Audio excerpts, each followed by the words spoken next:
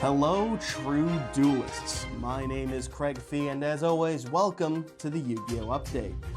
Big news this past week with the ban list finally dropping for us players in the TCG.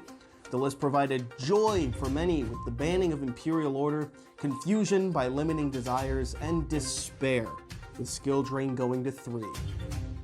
But players shouldn't worry, because this whole format is going to be DPE and adventure engines everywhere, in duels that will surely violate some aspect of the Geneva Convention.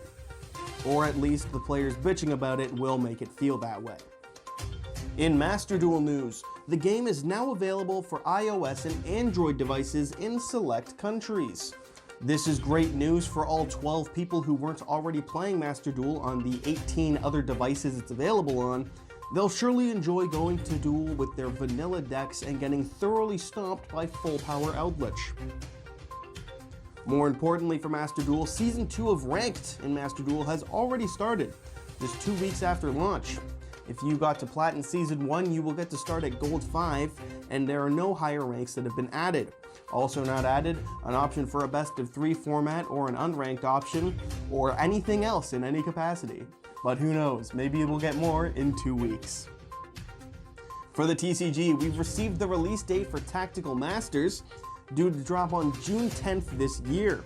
In other product news, Battle of Chaos, set to release on the 11th of February, has had not only card rarities confirmed, but also plenty of TCG exclusives. We now know that 2 of the Dinomorphia cards will be secret rare with 1 Ultra. Blue Eyes is of course getting a secret and an Ultra, and Dark Magician got 2 Ultras and 1 secret rare. Other notable cards include a Sword Soul level 10 Synchro being secret rare, as well as the generic fusion monster Guardian Chimera. And as always, another reprint of Dark Magician. And as is always the case with the new TCG exclusive archetype, it got 3 Ultras and 7 cards in total. It is, as we all predicted, a ritual archetype. Notable cards include a field spell that searches monsters on activation and allows you to use it to ritual summon, a trap that can negate cards or effects by bouncing a ritual you control, and they have a level 4 with a Megalith effect to act as a ritual spell in and of itself. All of the effect monsters that aren't rituals have effects to special summon themselves by revealing a ritual monster, and the 2 ritual monsters gain bonus effects if ritual summoned using monsters on the field. Kinda similar to Vendread, but still a little different. Will it be a good archetype? Probably not. Will it be fun to play? Yeah, maybe. I'm leaning toward no personally, but who cares? We also got a few notable TCG World Premiere cards, including a level 8 monster that can special summon itself and a token by tributing an effect monster, and an insect tuner that can summon another insect from your hand, as well as manipulate the levels of an insect you control by banishing an insect. B-Trooper support? Opium. And lastly, for Battle of Chaos news, apparently the bonus Starlight Rare will include not only the Dark Magician reprint I mentioned earlier, but also a reprint of the Dark Magicians, the fusion monster.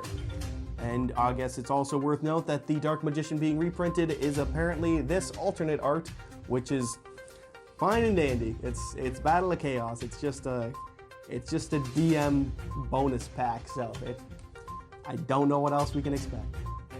In community news, the 2nd episode of the Progression Series Season 2 dropped, going over Metal Raiders. The episode started with an announced change to the wheel for winners. They've announced a number of changes, including the opportunity to ban any card for free, unban any card, a reopen of a pack to try and get for better pulls, and a forced trade of any card from the loser's collection. I'm sure this will go over well for everyone involved. Gage's first spin of the wheel and the first spin of the entire season got Gage a free Monster Reborn. And then after opening 24 packs and pulling a heavy storm, he decided to use one of his 3 free rerolls on packs. He ultimately pulled a Change of Heart, and I personally can't wait to see him lose to more back row just like he did in Season 1. But at least it wasn't the case for this episode, as after Simo pulled nothing feud from his packs, he was swiftly 2-0'd again by Gage. The series score for Season 2 is now 2-0 for Gage, meaning we very well could be in the age of Gage. Lithium 2300 has begun announcing the groups for his cross-ban list cup. Notable ones so far include 2009 Teledad and 2012 Macro Rabbit. That's right, the banished bunny at it again.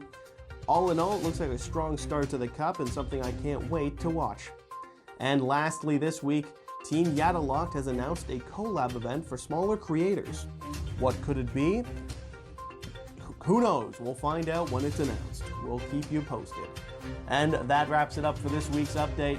As always, I've been your host, Craig Fee, for the channel YGO Strats.